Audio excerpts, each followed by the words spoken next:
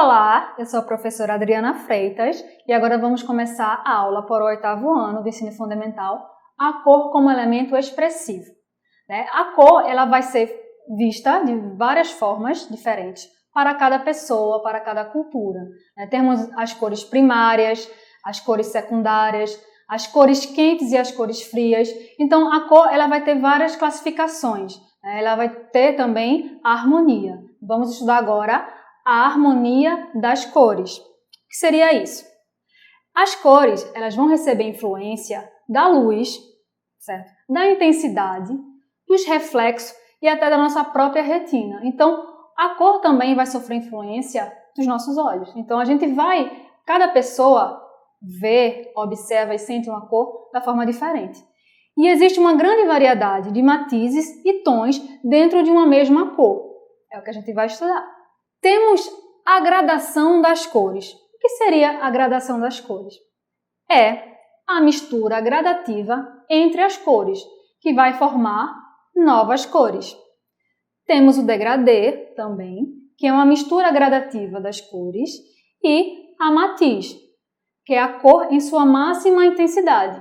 Certo? É a variação de tonalidade obtida pela mistura de duas cores, sem mistura de pigmentos preto ou branco, que vai formar novas cores. Monocromia. O que é a monocromia? Mono vem de uma, cromo, cor. Então, a monocromia ela vai significar uma cor. Então, o que seria isso? É a harmonia obtida através da adição gradativa de branco ou do preto a uma única cor primária, secundária ou terciária. Então, normalmente, uma pintura monocromática, ela vai ter apenas uma cor. Então, ela vai variando, dependendo da intensidade do preto ou do branco nessa pintura. Mas ela é feita apenas com uma cor. Ou pode ser uma cor primária, ou uma pintura no tom vermelho, que vai variando as suas nuances, ou uma pintura na cor azul, que vai variando também, uma cor cinza. Então, ela vai ser um trabalho apenas de uma cor, certo? E vai ter essa variação do branco ou do preto. Então, dentro da monocromia, temos a escala monocromática, certo? O que é isso? A escala monocromática é a gradação de valor e intensidade de uma mesma cor. Certo? Então, ela vai variando. A mesma cor, ela vai tendo uma intensidade ou um valor diferente. Vai variar dependendo se você adicionar ou branco ou preto. Então, ela vai ter essa variação dependendo da adição do branco ou do preto na mesma cor, na uma única cor. A escala de valor, justamente, é quando a gente mistura o preto em uma cor. Então, ele vai ficar mais escura. Quando a gente mistura o preto, então dá essa sensação de escala de valor. Certo? Então, e a escala de intensidade é quando a gente mistura o branco. Quando a gente mistura o preto, a cor vai tornar mais preta. Então, a gente chama escala de valor. Quando a gente mistura a cor branca em uma outra cor, ela fica mais clara e a gente chama de escala de intensidade. Como vocês podem observar nessa imagem, vocês já veem várias cores diferentes nessa mesma pintura. Certo? É uma imagem de uma pintura de Denise Storer. Certo? Vocês percebem o colorido, as nuances de cores. Justamente, a policromia, ela significa o quê? Poli, muitos, cromo, cor. Então, a policromia, ela vai significar muitas cores. É um emprego, certo? A policromia é um emprego de várias cores com ou sem ordem estabelecida. Ele causa um belo impacto visual, certo? Que causa uma beleza especial. Então, quando você emprega várias cores no mesmo trabalho, você vai chamar de policromia. Então, uma pintura policromática é aquela pintura que vai ter várias cores nesse mesmo trabalho. Cores análogas e cores complementares. No círculo cromático, que vocês estão observando aí na imagem, certo? A cor complementar é a cor que está diametralmente oposta. Ou seja, traçando um diâmetro, aqui está do lado oposto. Se vocês observarem, Por exemplo, a cor complementar do vermelho é a cor verde, ela está oposta. Então, a cor complementar justamente vai ser aquela cor que está oposta no círculo cromático. As cores análogas, como vocês podem observar na imagem, né, temos dois círculos, das cores complementares e das cores análogas. Então, as cores análogas são as cores vizinhas no círculo cromático. Então, são as cores que estão do lado. Vocês podem observar, né, que tem um diâmetrozinho do azul para outras tonalidades de azul. Então, são as cores análogas, são as cores vizinhas que estão na escala. Já as cores complementares, que vocês também podem observar, justamente são as cores que estão opostas. Você percebe o lilás, né, está oposto ao amarelo. Então, porque são cores complementares, né? As cores complementares são aquelas que apresentam o mais forte contraste quando estão lado a lado. Para encontrá-la, basta olhar para o círculo, que vocês já estão observando, e a que tiver oposto à cor desejada é a sua cor complementar. Então, se você observar o vermelho, ele vai ser oposto a uma tonalidade de azul. No círculo cromático, a gente pode observar isso. Então, o laranja, se eu quiser saber qual é a cor complementar do laranja, então é só olhar no círculo e ver que é outra tonalidade de azul. Então, assim, quando você quiser saber qual é a cor complementar, você vai olhar no círculo cromático, então é a cor que está do lado oposto. E as cores análogas são as cores vizinhas, certo? Agora vamos observar um círculo cromático. O círculo cromático é a representação das cores através de um círculo onde estão dispostas as variações do espectro visível pelo olho humano. Então, é aquela cor que o olho humano observa, né? Que o olho humano vê. Representa também as relações entre as cores primárias, secundárias e terciárias, de acordo com as teorias de cor. Só para relembrar, as cores primárias são as cores azul, amarelo e vermelho. Então, quando eu misturo essas três cores primárias, né, eu vou obter as cores secundárias. E as cores secundárias já são feitas a partir da mistura das cores primárias com as cores secundárias, certo? Então, a gente observa aí várias tonalidades de cores. Temos o vermelho, né, o vermelho laranja, o amarelo, certo? Então, o círculo cromático ele vai representar essas cores. A harmonia monocromática. Só para lembrar, monocromático justamente quando é uma única cor, né? Mono, cromo, cor. Monocromático, uma cor. Então, a harmonia monocromática ela é usada nas variações de força e luminosidade de uma cor, sempre mudando o seu tom. Então, você pode observar na imagem que temos várias tonalidades de uma mesma cor. O amarelo ele vai ter umas tonalidades diferentes, né? O verde também ele vai ter várias tonalidades, nuances diferentes. Então, ele vai variar, certo? A mesma cor, ele vai mudar o seu tom. Então, a harmonia monocromática justamente é a mudança de tom de uma mesma cor. Harmonia análoga. Né?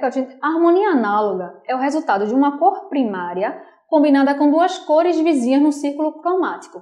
Só relembrando que a gente estudou cores análogas, são aquelas cores que são vizinhas no círculo cromático. Então, a gente tem aí, nessa imagem, temos o amarelo. Então, quais são as cores que estão vizinhas ao amarelo? O verde e limão e o laranja. Então, justamente são as cores combinadas que estão vizinhas que vão dar a harmonia análoga. Repetindo, a harmonia análoga é o resultado de uma cor primária combinada com duas cores vizinhas no círculo cromático. Uma cor será a principal, enquanto as outras serão utilizadas para incrementar a harmonia. E o que seria agora a harmonia complementar? Já temos outra imagem de outro círculo cromático, já mostrando as cores quentes e as cores frias. Só para lembrar, cores quentes são aquelas cores que remetem ao calor, né, que lembram o sol, né, o fogo, o sangue. São aquelas cores vermelho, laranja e o amarelo, que são aquelas cores que dão a sensação de alegria, mas também de calor. As cores frias são aquelas cores que estão associadas à água, ao gelo, né, ao frio. A lua também é associada à cor fria, que já são as cores azul, verde e o roxo são com cores frias. Então, o que acontece na harmonia complementar? Acontece quando as cores opostas do círculo são combinadas, funcionando melhor quando são cores quentes com cores frias. Então, a harmonia complementar ela vai funcionar melhor quando a gente combinar as cores quentes com as cores frias. Vamos estudar agora, uma tinta que começou a ser utilizada no Oriente, mas que também tem representantes no Ocidente. Porque a cor ela vai ser não só utilizada para a publicidade, para o marketing, mas para a arte também ela tem uma fundamental importância. Então, muitos artistas eles utilizam a cor como expressão. Às vezes eles querem demonstrar os seus sentimentos através das cores. E às vezes, em determinada escola artística, a cor vai ser mais importante do que o traço, principalmente. E uma das cores que a gente vai estudar agora é da tinta nanquim. Ela tem duas técnicas milenares. Uma que eles conseguiram a água como solvente, a fuligem e a goma arábica, como condensador, eles conseguiram fazer. Ou então eles também conseguiam ter essa tinta através dos moluscos. Então, eles conseguiam obter essa cor do polvo e da lula. É uma técnica milenar. E daí, eles criaram a tinta nanquim. Foi inventada pelos moradores da cidade chinesa Nanjing, por isso que ela tem esse nome de nanquim. Aí, ela foi criada a partir de materiais encontrados na natureza. Água, fuligem, resina vegetal e também por moluscos, polvo e lula. Bom, a imagem que vocês estão vendo é justamente de uma embalagem da tinta nanquim. E vocês observam que ele é utilizado no desenho, as tonalidades, o traço porque é uma caneta de ponta mais fina, que justamente tem essas tonalidades mais escuras do preto, do sépia, que a gente vai estudar mais à frente. Então, e é uma das tintas mais antigas do mundo. Ela é tanto utilizada para desenhar como para escrever. A tinta nanquim, ela surgiu na China, no Oriente, mas ganhou adeptos no mundo todo. Um dos grandes admiradores dessa tinta é o pernambucano Gil Vicente. Ele é pintor, desenhista, gravador, fotógrafo e escultor. Nasceu em Recife, Pernambuco, em 1958. Iniciou seus estudos na Escolinha de Artes no Recife em 1972. Ganhou uma bolsa do governo francês e estudou em Paris de 1980 a 1981. Ele é um grande admirador, e em algumas obras dele a gente pode observar o traço da tinta nanquim. Como vocês podem observar nessa imagem, são algumas pinturas de Gil Vicente, da obra Inimigos, que ele faz um autorretrato em nanquim. Você percebe a nuance das pinturas dele. Ele é um grande admirador dessa tinta, que ele fala das suas qualidades. Ele destaca o poder do seu pigmento, a sua opacidade, a discreta cor sépia e o aveludado do profundo do preto. Então ele gosta, ele admira essa tinta que veio da China, mas que temos aqui em Pernambuco algumas obras expressas com nanquim. A partir também da tinta nanquim surgiu outra arte chamada a arte sumiê, certo? Que surgiu também na China, mas que ganhou adeptos no Japão e no resto do mundo. Os artistas praticantes da arte sumiê apresentam a ideia de que a produção do ser humano na arte ou em qualquer outra atividade deve ter profunda ligação com a natureza. Então, é uma arte que tem que estar ligada à natureza. Então, eles acreditam, os praticantes da arte sumiê, eles acreditam que a produção do ser humano, tanto na arte ou em outras atividades, devem estar relacionadas e ligadas com a natureza. Nessa tradição artística, o sumiê, a gente pode apreciar imagens que mostram elementos como plantas, flores, árvores e traços abstratos que lembram a fluidez da água, do vento, e de várias situações que remetem à natureza. Como eles gostam de relacionar a produção humana com a natureza, então a gente pode observar em algumas pinturas da arte sumiê justamente esses elementos que lembram a natureza, a fluidez da água, do vento, né, dos traços abstratos da natureza. Outra característica importante da arte sommelier é que o artista ele encontra, além do prazer estético, a possibilidade de também praticar atividades zen budistas, né, que primam pelo desenvolvimento da paciência, da humildade e da simplicidade. Nessa imagem que vocês estão vendo do artista Hasegawa Tohaku, né, que mostra um pouquinho, né, vocês podem até observar, né, que dá a sensação dessa fluidez, né, do traço da pintura sommelier.